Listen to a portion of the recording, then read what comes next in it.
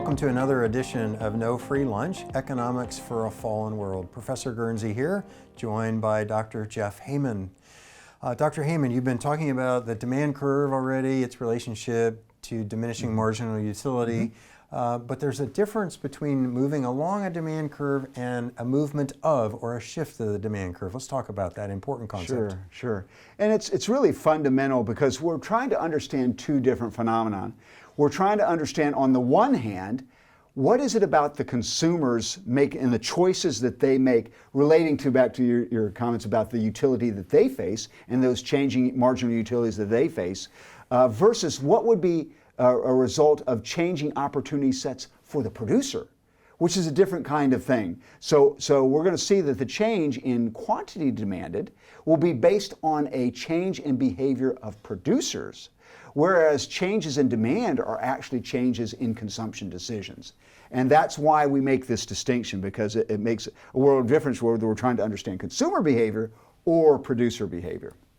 Okay, yeah, that's helpful. So the distinction, could you show us graphically movement along a demand curve, which is a set of price quantity in a certain space? Let's do that first, and we'll talk about both a shift in demand and a change in quantity demand. And we'll take one and then we'll take the other. So when we talk about a change in demand, we're talking about changes in consumer behavior.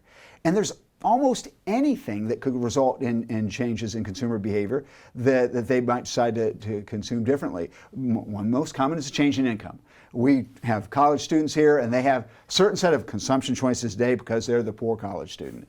But once they graduate, they're going to have, assuming they get a good job, a higher income. And with increased income, consumption of all goods, if they're what we call normal goods, is going to increase. And so we would see an actual shift. If this red line were the initial college student demand curve, then the blue line might represent a change in their demand, actual demand, once they graduate and get a job, because they have more income, they can buy more of everything. That's an example. Of course, there are many other things: taste and preferences, prices of related goods, complements and substitutes. These are all things that may change their behavior. In addition, of course, just changes in taste and preferences, which are the big driver that we think about for demand. Now, that demand can go up, of course. It could also go down. If we were in a recession, for instance, we would see most people in the aftermath of the coronavirus have seen their demand go down for lots of reasons. You know, their income may have went down, or it may just be their opportunity to get out and be able to consume may have gone down. So we might see a shift in of the demand curve. But again, the fundamental thing with a shift, a change in these curves, is there's a change on the consumption side of this supply and demand effect. That's contrasted with a movement along the demand curve. And the only thing that can cause a movement along the demand curve is when the variable of price changes.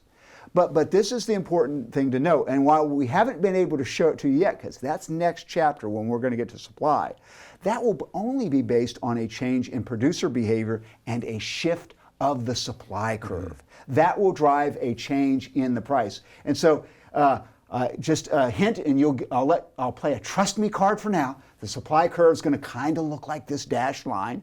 And as it moves, it's what causes this change along any given demand schedule. And so then we'll find producer behavior is actually driving that kind of change.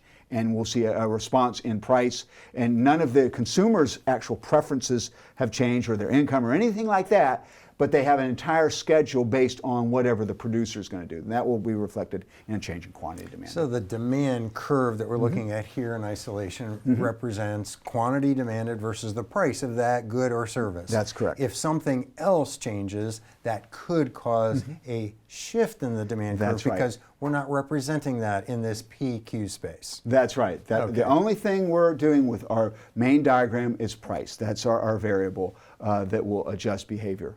And I imagine for this class, and I'll speak to the students for a moment, it's important to make a distinction between, is the quantity demanded changing, or is there a change in demand? I know that sounds like semantics. It's just a small change in words, but they really do mean two different things. And even in the popular press, they get conflated, don't they? And in sometimes good textbooks as well. And it's not, as you say, it's not as a pedantic term, a professorial term or anything. It's really trying to make sure we understand the distinction between who's doing the changing. Is behavior changing on the side of producers, or is behavior changing on the side of consumers? And that matters. Great, great. Well, thanks for joining us today to talk about the demand curve and movements along or shifts of. Until next time, this has been No Free Lunch, Economics for a Fallen World.